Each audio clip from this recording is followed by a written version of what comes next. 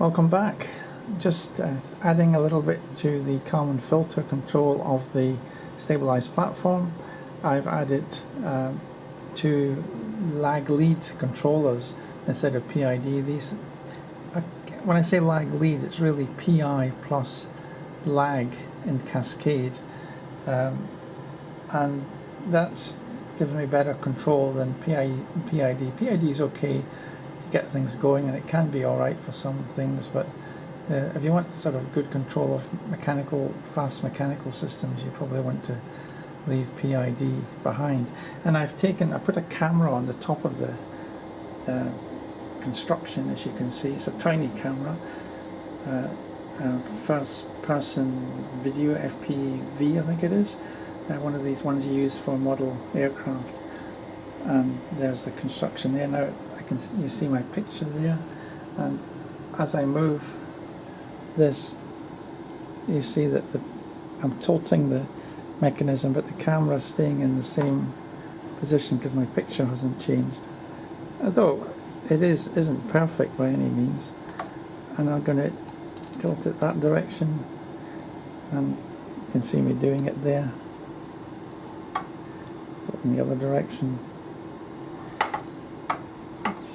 and that's the basic concept. There's me moving it around, and there's my picture. The other thing I've added is a 3D graphic, which is a bit of a nuisance to get going. You can actually put a picture in there, but I haven't got around to that yet. And as I move things, you can see it stabilizing itself. So that's the representation of the pitch and the roll. I do that with network variables. I just send the pitch and the roll through the network. That's from the myRio to the PC, because although they seem to be connected, of course they're not really, they're separate devices, so you have to send that information.